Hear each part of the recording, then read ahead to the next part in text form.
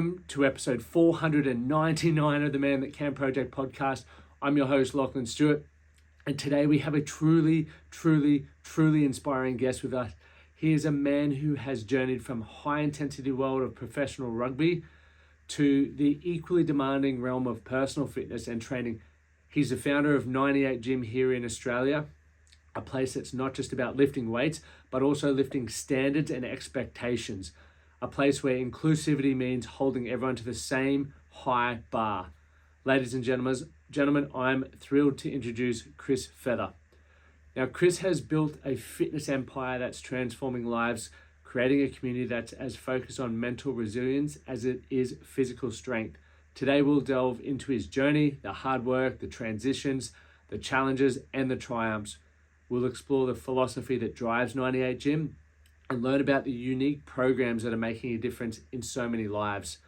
So whether you're here for some fitness inspiration, insights on building a brand from scratch, or you're just curious about the man behind 98 Gym's success story, you're in for an absolute treat.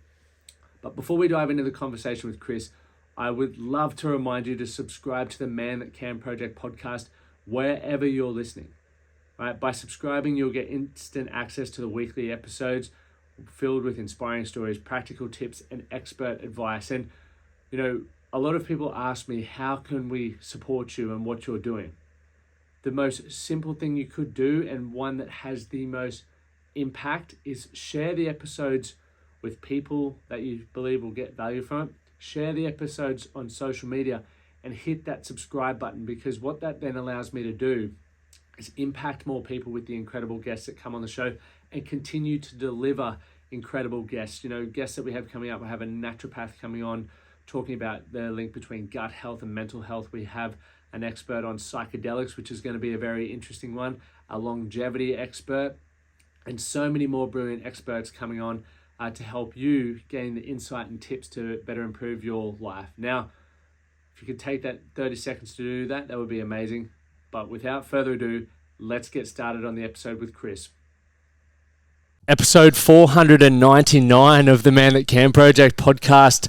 Today's a real treat. I've just arrived in Sydney and we've got Chris Feather on the show. Mate, welcome. Thank you. Just checking out the new facility. You're pretty stoked with it?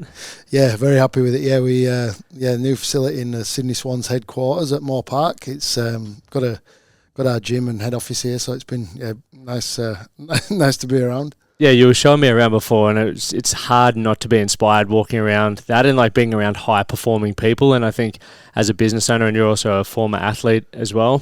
Yeah, it's just gives you that energy to want to train harder and work harder. That's for sure.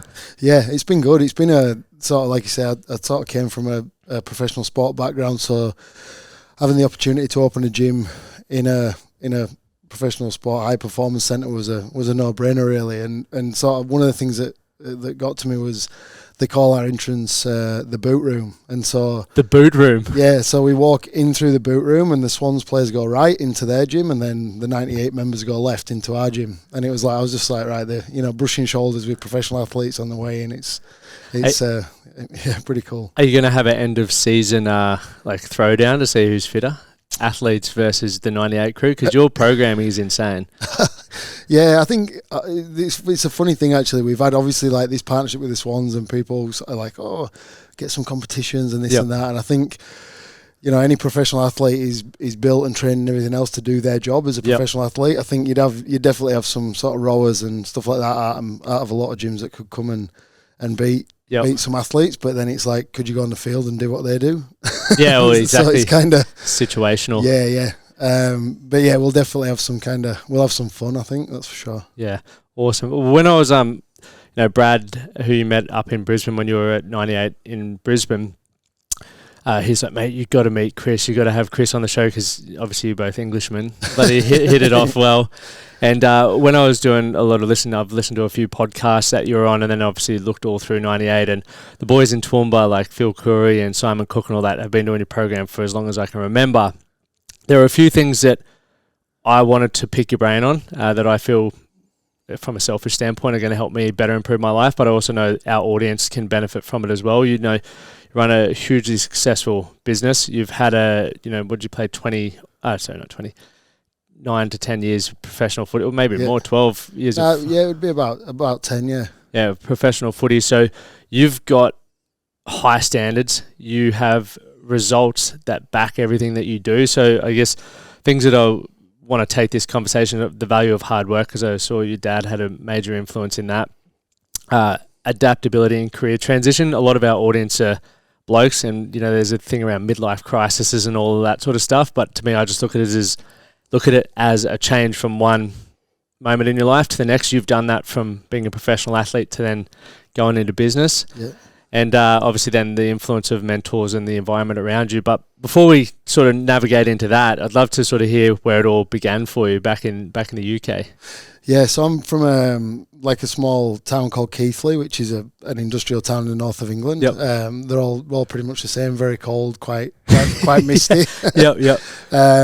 Which was, I didn't know any different growing up, but I loved it.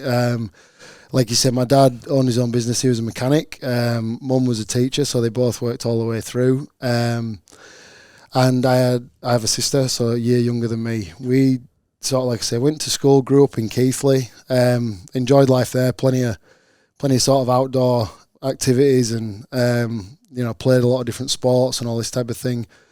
I got to sort of, I started as a swimmer, did sort of athletics. Did you? Right. Yeah, weirdly, I know everyone says that now, but I was a lot skinnier when I was younger. Yeah, right. I was always tall and really thin. Started as a swimmer, sort of moved to sort of doing athletics and stuff like that, sort of in the middle of school. And then towards the end of school, it wasn't until I was about probably 15, 16, where I took up rugby league. So that was so we didn't play it at school. It was a sort of an outside thing. I had a lot of mates who played it, and a couple of lads were like, oh, you got to come down and play for us. So went and played.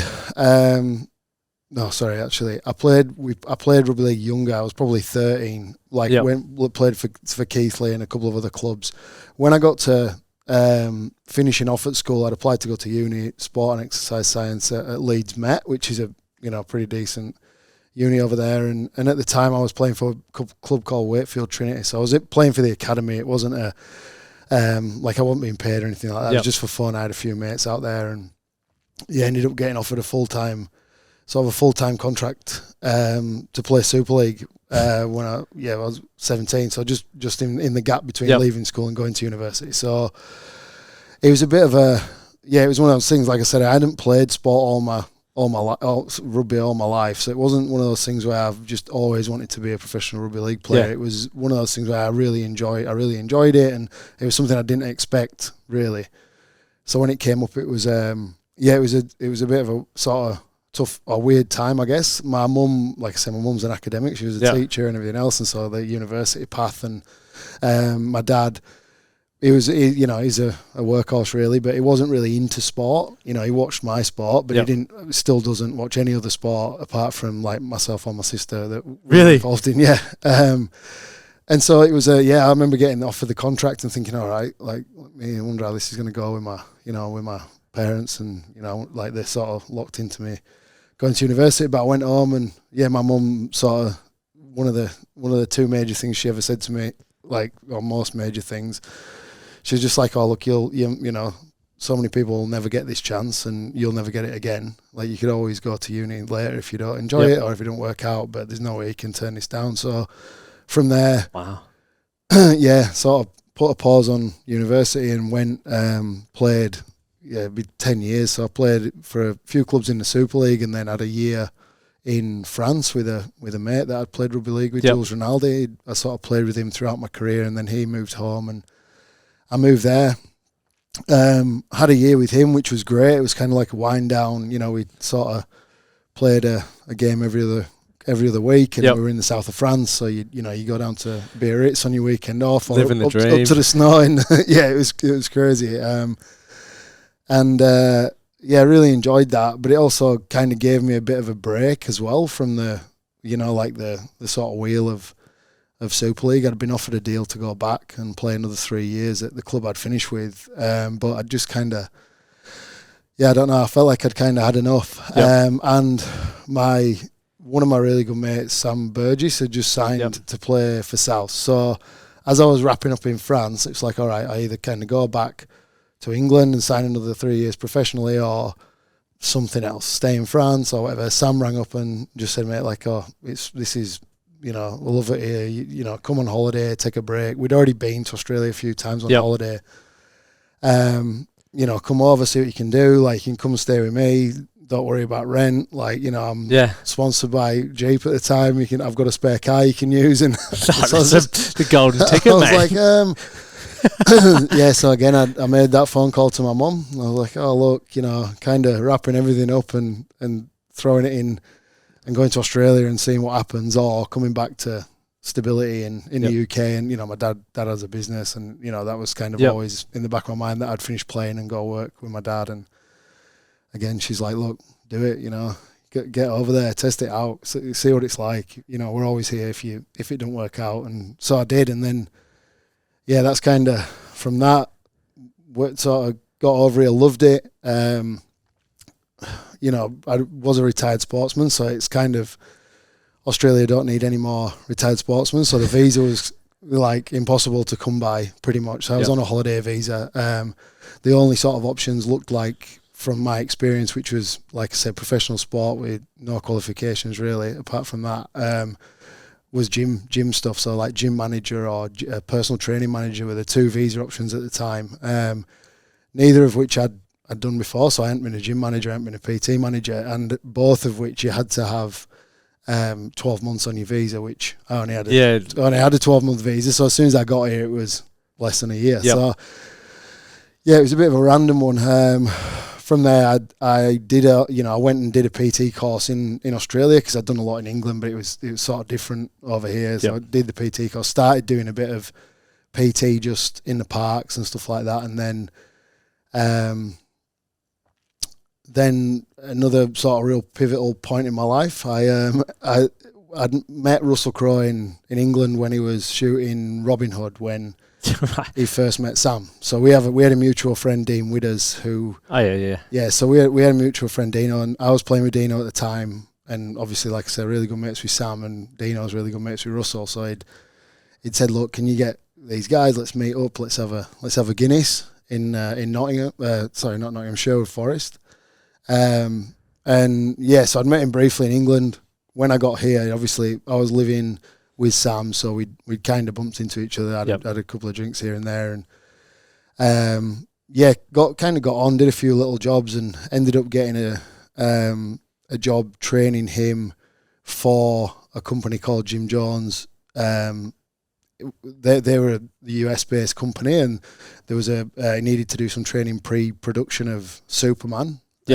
So they needed a trainer to train him in Australia, to just follow their program, basically make sure he did what he needed to do before he got to the US. And how long had you, or how recent were you out from doing your certification, like before you got that job with?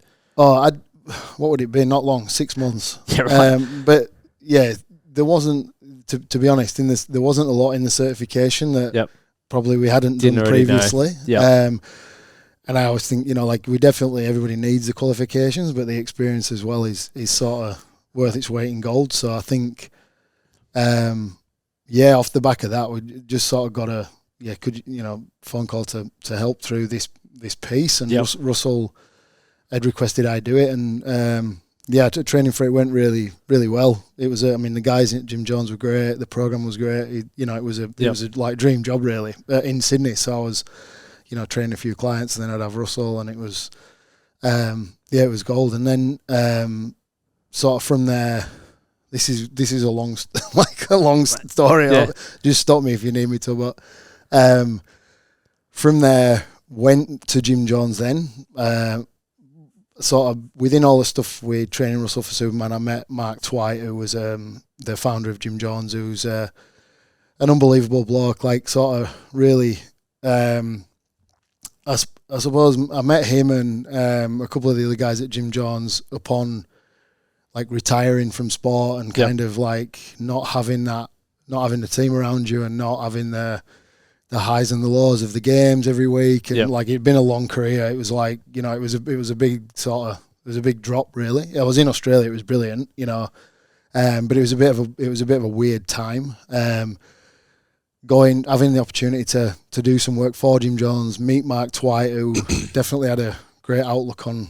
I really latched on to like what he had to say and the way he sort of approached life and the way he sort of his values and whatever else. Had the opportunity then to go spend time with those guys in Utah. The first time was about 4 weeks, and then I went another couple of times after that. Eventually becoming a fully certified instructor over there. And at the time there was only 8 in the world. So really, it was the first. Yeah, and there was only one. Well, it was only me in Australia. So at the time, then worked with Russell on sort of 5 movies, I guess. So travelled with Russell all over the world for a couple of years. How was that? It was great. It was just crazy, really. Sort of coming out of Keighley to coming here to then being, like I say, going.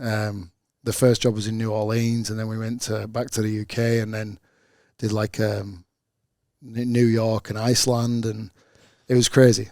So what would a day in the life look like while you're doing that sort of thing? It varied depending on which job it was, but generally, if you were sort of in pre-production, so before the film, we'd only train maybe once or potentially twice a day, and so you'd just have him. Like I'd be in the gym in Sydney probably, and he might come in and we'd train in the morning and then train in the afternoon. So it was a pretty standard client. And then when you went to wherever the film was, you're full time then really. So you get up in the morning and we spent a lot of time bike riding. So we'd go a bike ride, and then we might you'd sort of train and we'd eat, and it was like the best. It was that really would have been good. phenomenal. Yeah. I'm just sitting here thinking how good. Yeah, like the first one was New Orleans. Like I'd never been there. The first time we were there, we just spent the first sort of week just getting around on bikes and seeing everywhere and all this, which was cool. And then I suppose when the film starts, then it's very different. Like it's a very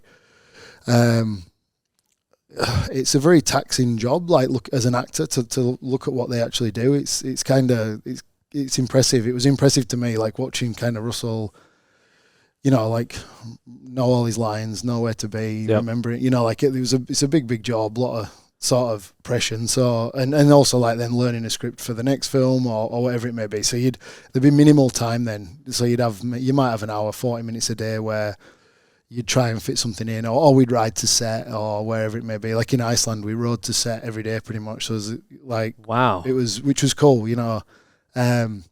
but the days are a lot longer there. That obviously end of a sort of long shoot, they go and you need to relax a little bit and whatever. So, but the day they varied, and it varied depending on what they need to look like. Obviously, if you need to lose 10 kilos to fit into a suit or whatever, then that. And if you need to be a bit bigger because you're playing Noah and he's building an ark, and so it sort of varied, but it was cool. So you would have got to see though Russell go from either dropping whether it was a huge amount of weight or a little amount of weight to then also putting on muscle and size as well. So you saw the human body sort of swing on that pendulum with one person as well, right? Yeah, you spend sort of a lot of time with one person.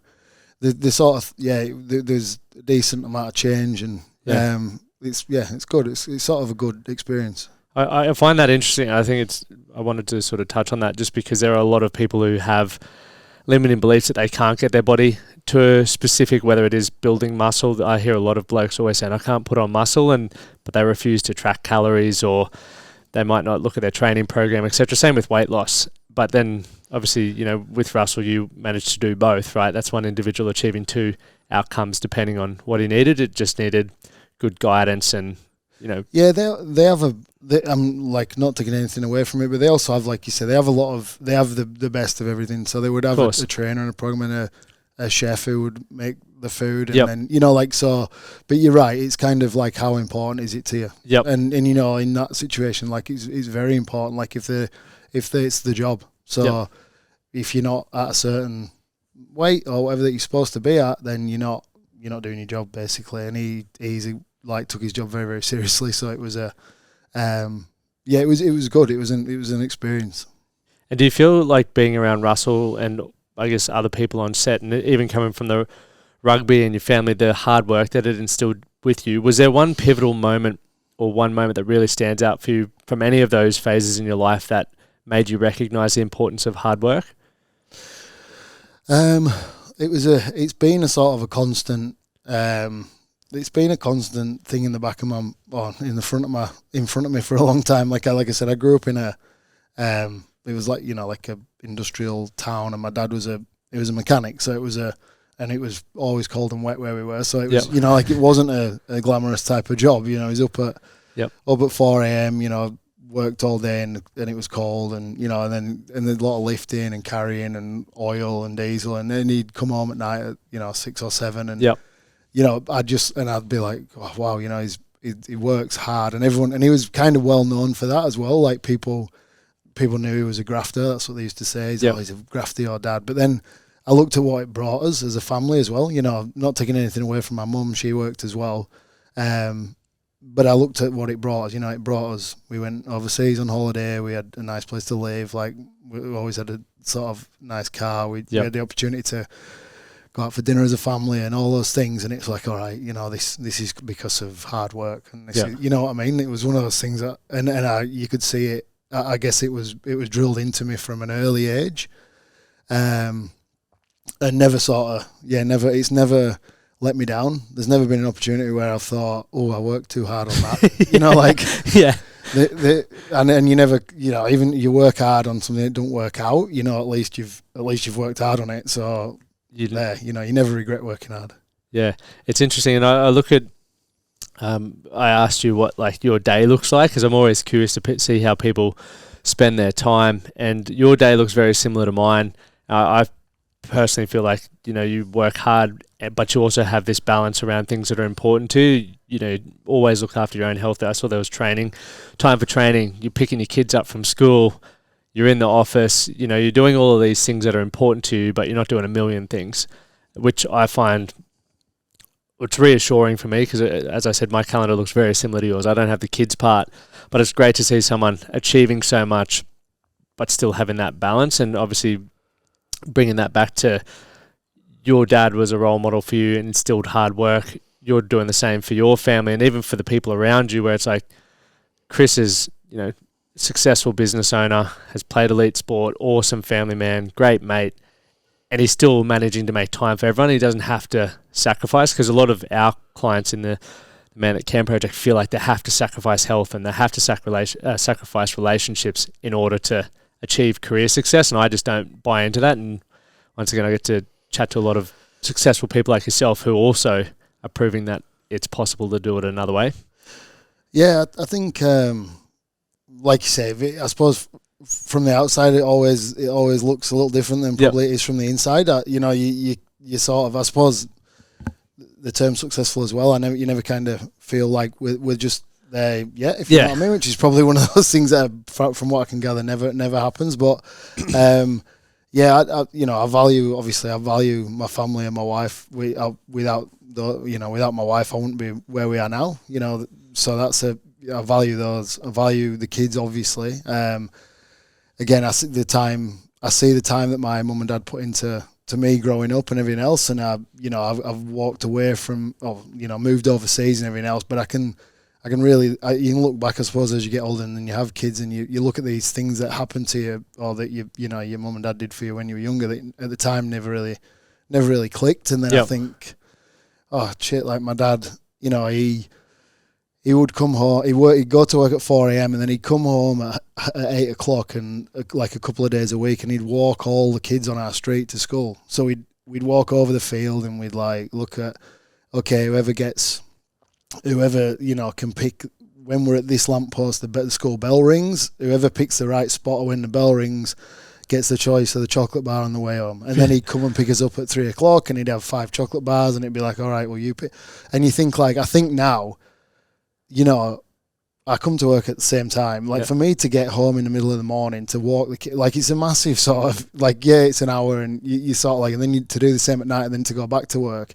It's not at the time I didn't think anything of it, and now I'm looking at it thinking, God, that's a massive effort. That's a massive thing where it's he's put us in front of everything else. And again, like I said, my mum my mum did the same. You know, she was a teacher. She kind of, I think she's been a big impact. I think the way she's kind of lived her life, I suppose, career-wise, has really kind of been instilled in me as well. Just the way that, I suppose, to elaborate on that a little bit, she went to school and everything else. She worked in a tax office in like the local town where we had me and my sister.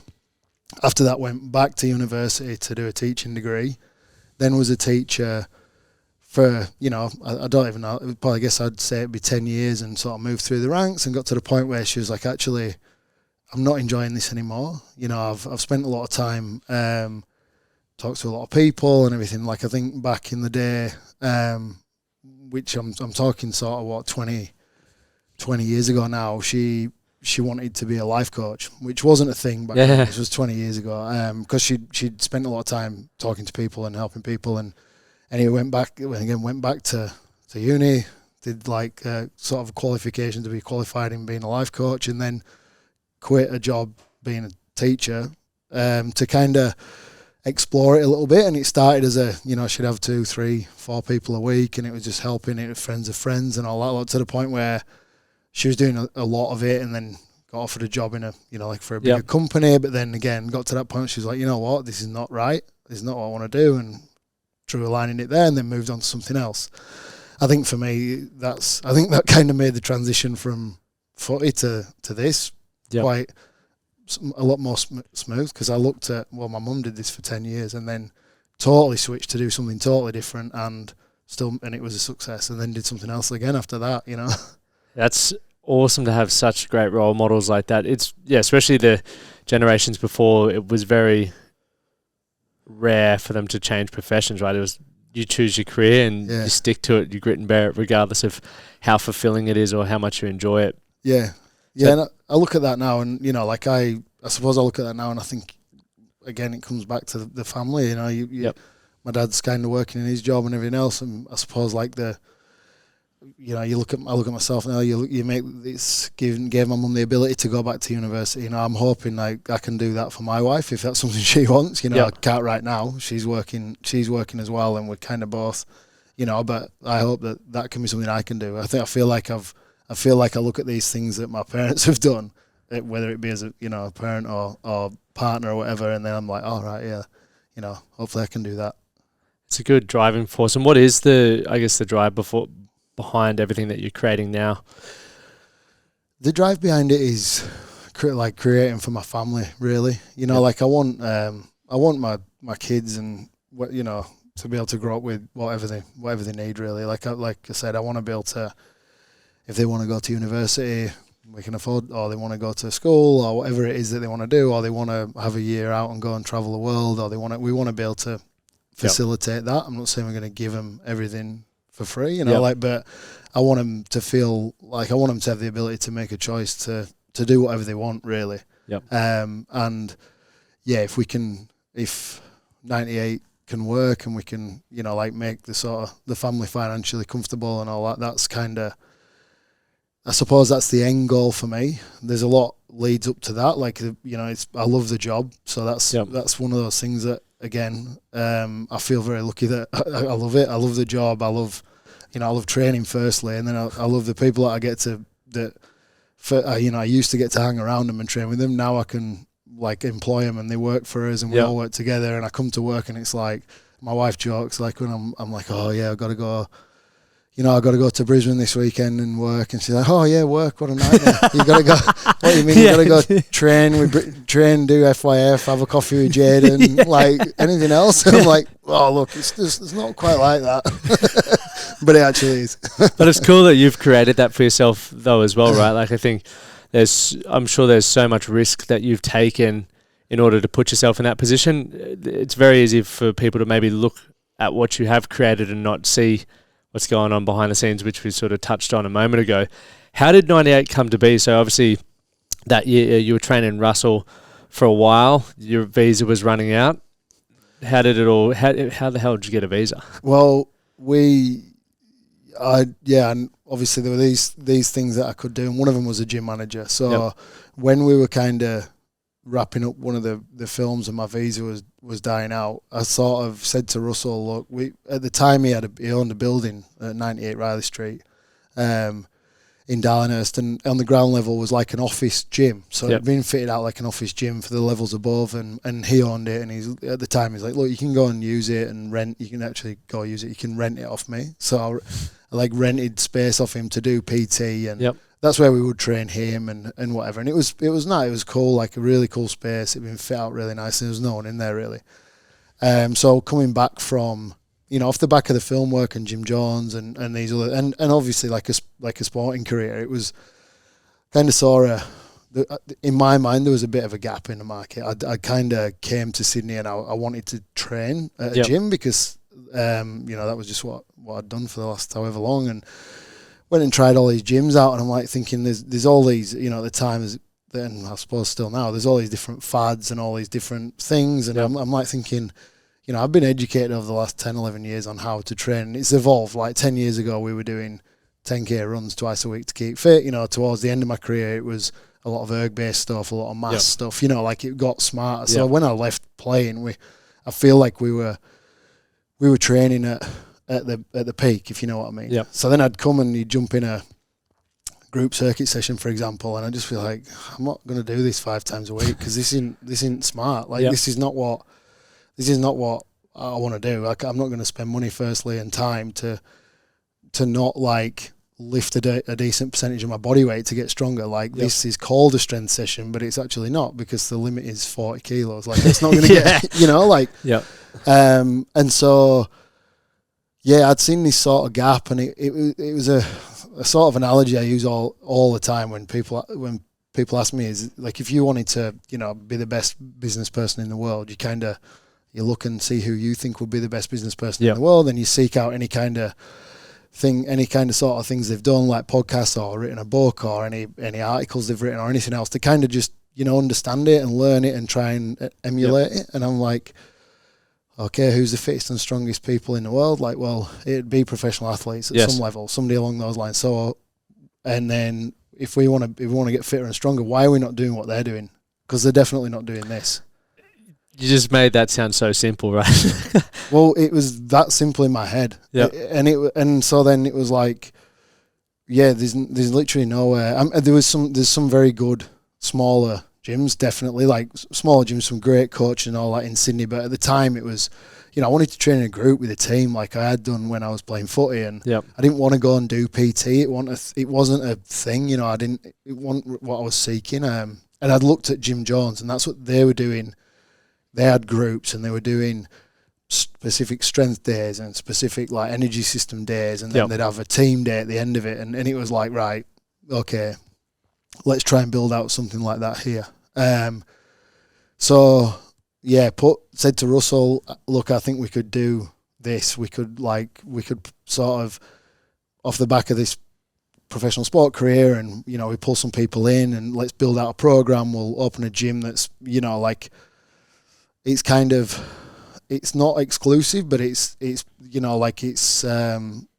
selected on hard work. Like, if you want to get fitter, you want to get stronger, it was like, okay, come with us. It wasn't a case of like, at the time we had 50 memberships and people like, people would know it was Russell's gym, and I'll give you 10 grand for the year. And it's like, no, it's not about that. Like, we want someone who comes in and puts the effort in with the team and everything else, and then as the byproduct looks and feels stronger. So I suppose that business idea, put it to Russell, and he just kind of came back to me and said, look, if put a business plan together for me. Put a business plan together. If, tell them what you think. If it looks like it's going to work, where do you need sponsoring at what point? So it was basically put it together, and give it to me. I gave it to him. He looked at it, spent some time with it, had his business manager look at it, and came back and said, look, let's do it. If it works, you can sponsor yourself as a manager to stay. If it doesn't, you'll have to go.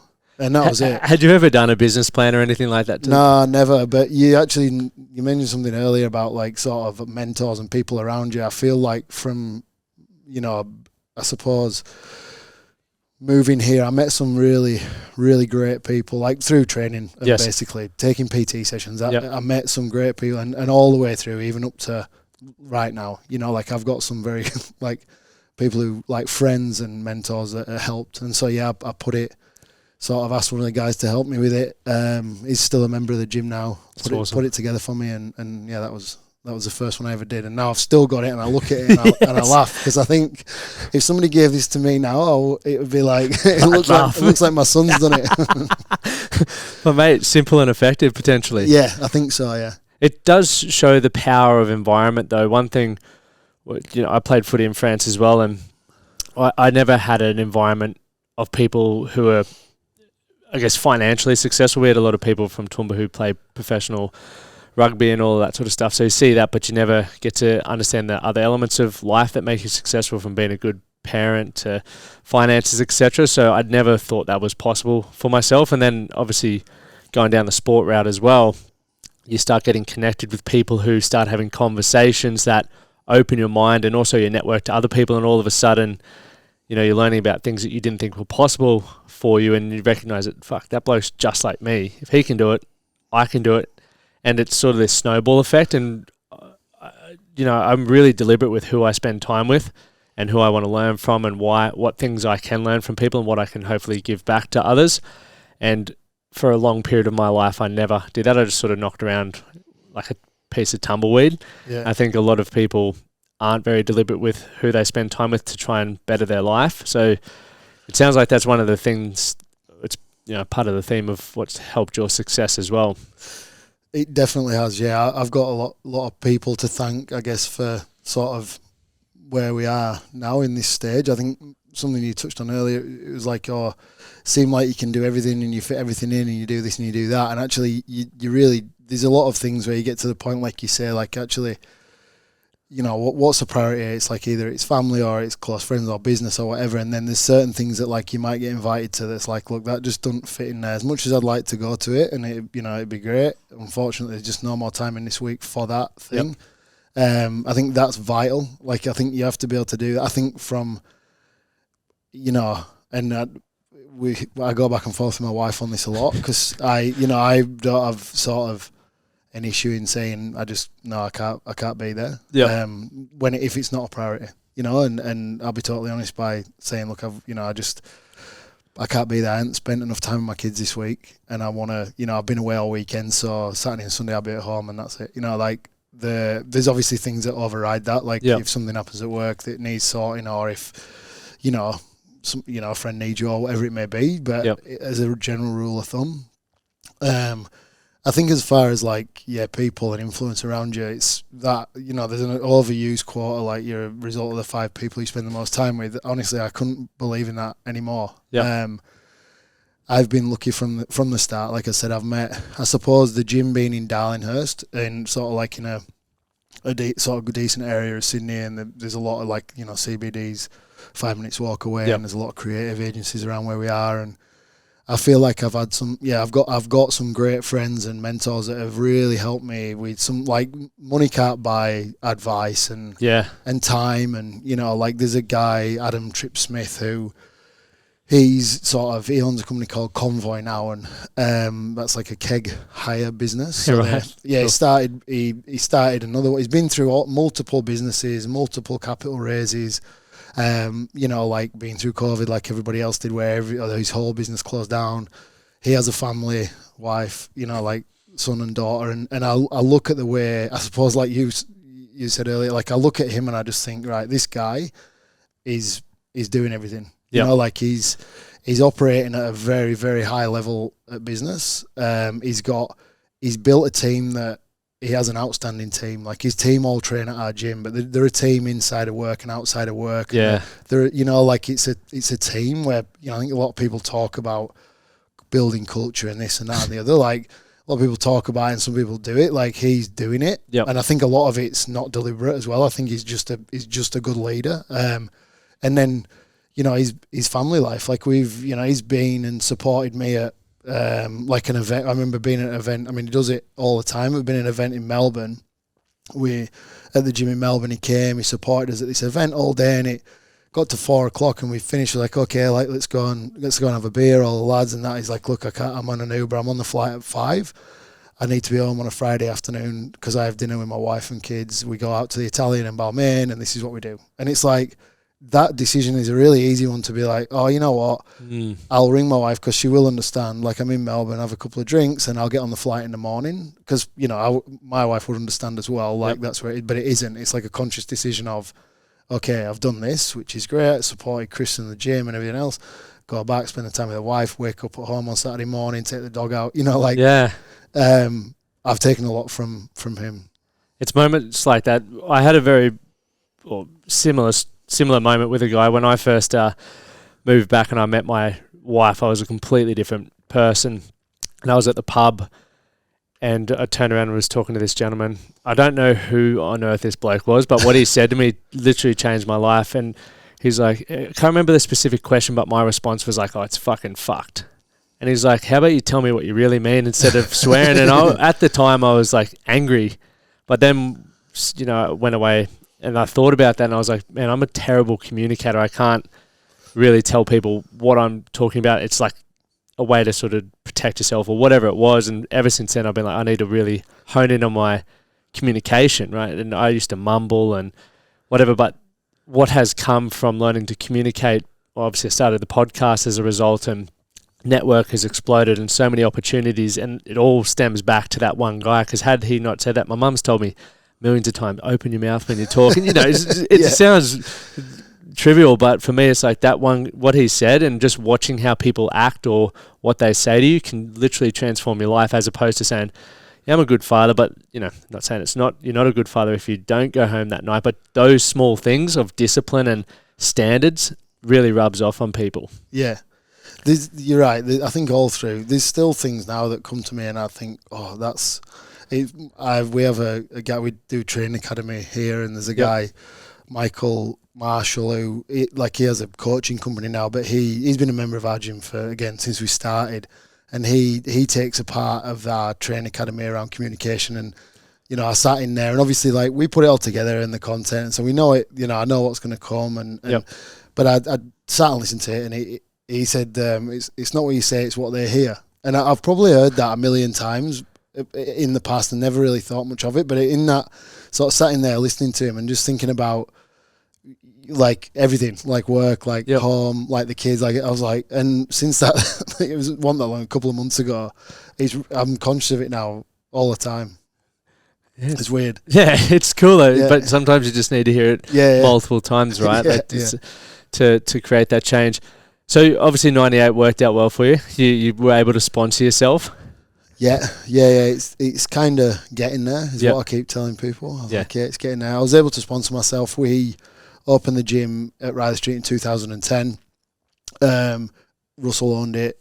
Sort of fast forward to 2017. I had the opportunity to buy the majority share of Russell. So then 2017, we had a great team in. We're running the program, the performance program that we run now, with Kev Toon and wrote it all. We worked together for a long time on it and got it to sort of where it was, and then it got to the point where it's like, okay, there's a lot of people asking for this program. There's people sort of saying it's great, and we've got 250 members in the gym that love it. So. At the time, we were like, okay, well, let's try and, instead of the old school sending out the PDFs and email and whatever, let's try and build something. So we worked with a guy who was another member of the gym who built our web-based app for us just to see if it worked. We sent a questionnaire out to the members, like, what do you love most about 98? Why did you come? And it was, we love the coaches, the education and the knowledge we get from the coaches, the program and the community that's here. So those three things, I was like, right. Again, never really built out or ever built an app. I'm definitely not a tech guy, but I was like, right, we just want these three things basically. I don't want all these other like bits and bats that we can add on and whatever. We just want to replicate these three things as well as we can. So we built it out. The app has like a knowledge base, which is contributors, which could be coaches, nutritionists. We have like Dan Cooper who does that like mindset work and stuff like that. That's on the sat on the knowledge base, and then we've got. The program, there's currently 5 programs on there, and then we've got a community page where people can post there. Yeah. So that went well. So it was like one of those things where we had a decent amount of people came on, like all the lads in Toowoomba, and it was great. There was people asking for it for a while, so when we launched it, people came on. It grew quite well. We sort of said, look, if it was successful and it paid for itself, we would build out an app. So we transferred it to an app, I think, in 2020. So it was like just as COVID was. Transferred it across into an app, and then it's kind of moved along from there. Obviously, it accelerated a little bit over COVID. We all the gyms closed. We tried to get as much kit out to people as we could, and we wrote like an at-home training program that just sat on there. So we looked after our members the whole way through if we could. We touched base. We had people go on and do tutorials and just Q&As and whatever. And there was constant training, and they could talk to each other in this community board. While all this was going on, we obviously, like I said, the sort of gyms were closed. But pre that, we'd actually opened our second site, which was Bondi. So we opened Bondi in 2020 as well. Yep. That was another. I think I've said on multiple podcasts we would never open. I was going to say that you weren't going to open up. We weren't going to open other gyms, and my plan was always like have this one gym and keep the sort of standard inside it very, very strong, and it would be that's our product, and then we would try and sell online, and the growth would come online. The reality was that we had a lot of really great coaches, people who were going to be good managers, people who wanted more. Like from 98, we started to lose a couple of coaches because they just needed better jobs, which was fine. They might be working for me doing 5 hours a week coaching, and they needed that next step, and we didn't have anything. That sort of coupled with a guy that had been contacting me a fair bit about opening in Bondi, and I met him. I actually called him one day. It was in the middle of COVID, and I was on the train to Canberra, weirdly. Train to Canberra. Well, he'd called me multiple times. So he'd called me loads of times, and I'd spoken to him once. So it's like, look, it's not something we're doing. And then over the course of probably a year, I didn't speak to him. And then we have a mutual friend who's Bondi Tony, who owns a burger joint in Bondi, and delicious. He rang me and he's like, mate, I'd really like you to speak to Alex. Like, he's a good friend, and so I was like, all right. So I rang him, and it was. I liked I was interested in what he was proposing, opening 98 Bondi, and like I said, I knew we had staff. He had a great location. He was, he was a good dude and all that lot. So it's like, all right, well, let's look at this. So he went and worked. I worked with some franchise consultants over COVID. So I went and sort of worked with these guys as to like, okay, what could it look like? I was heavily against, I was just against it. Still in my mind, it was one of these things where I just was worried, and then one of the guys in the franchise consultants, something he said to me was, I was worried about controlling the standard and making sure everything. We didn't want to micromanage it, but we also didn't want it to dilute what we've done over the last 10 years. And he'd said, look, in a franchise agreement, you can literally tell the coaches to wear blue socks on a Tuesday if you want, and if they don't, it's a breach of their agreement. Like, you can put whatever you want in the agreement, to keep that standard as you want it. Yep. It's just about going through and working out what those standards. Well, obviously you knew what they were. In your head, but whether you had them out and. Yeah, and so spent a lot of time building that out. Open Bondi, which was great. It was a great first one, and then COVID hit, which was same with everyone. And then over that break, sort of met with Jaden and Michelle in Brisbane, and we went into another one in Melbourne with. Head office went in with a business partner, and opened those at Brisbane and Melbourne after COVID. Like I say, you kind of meet these people. I met Jane and Michelle, and straight away it's like, look, these guys get it. You know what I mean? Like they get it. Like, we can get the program, we can do this, we can do that. But really, it comes down to the people at the end of the day. Anyway, these guys get it. They're on board. They kind of had a great space, and so moved forward with those guys. And like I said, we went with head office with one in Melbourne. And now, after Melbourne opened, and this one at Sydney, so another one in Sydney, which is the one at Swans HQ, and then Canberra we opened about a month ago. Yeah. And then there's another couple in the pipeline. So it's growing, man. I've gone from like, we're not going to do it to, but actually, like I say, we've kind of, just my mindset's changed around it. We've you know, you're sat in head office now. We've got sort of 8 staff now that are working full time on making sure that the standard is held. Yep. You know, whether it be marketing, operations, programming, like customer service, whatever it is, like it's not just me now. Like it was fine when it was just me in one gym at Riley Street, but now, like you said, we've got the systems and stuff in place that we can have multiple sites, and it won't be it's not going to be a 100 franchise business. You know, like it's the key. Really, it's like key people in key locations and sort of still try and grow the online. Yeah, I love how you do things, and I want to be very mindful of your time, so we'll wrap up in a sec. Just one quote that I heard you say, and I read as well, was the idea is not to be exclusive, it's to be so inclusive you hold everyone to the same standard. Where did that come from? That was something that when I was at Jim Jones, I was working at Jim Jones one day, and one of the I think a part of it came from one of the trainers that was there. He'd said it, and I don't know that it was said in the same context, but as I kind of came back to here and we were talking about, you know, exclusive and all this, like it became very apparent. I don't know, like, you know, we're in Sydney and there's a lot of money flies around in Sydney and all, you know, exclusive clubs and VIP this and all that. And it was like, I don't want people to think that this is exclusive, like financially, or exclusive, like you need to know someone or whatever it is. It's not that. It was that the exclusivity was the ability to work hard. Like effort is a currency, you know, like, and if you come in and you want to, you know, like you want to work hard to get from A to B, then great. And if you're a good person on top of that, that's what, you know, that's another tick against your name.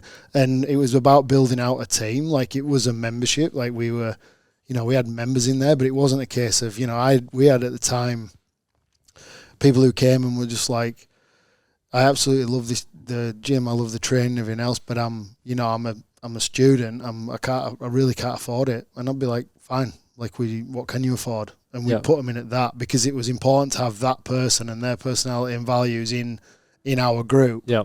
So at the time we had the ability to do that. So it wasn't, you know, like I was like, right, I built the group. The money came after, if you know what I mean. So it was like, the sort of holding everyone to the same high standard is, I feel like, exactly what it is. And again, it sort of reflects in the online community now with a community board that we have. Like people will post their numbers after their sessions, and you're being held to that, whether you like it or not. Like, you know, I'm looking at like Phil Driver who trains in his garage in Helensburgh because he's a big guy similar to me, and so I'm looking at what he's doing on the Echo bike, and he knows I'm looking, and he's looking at me.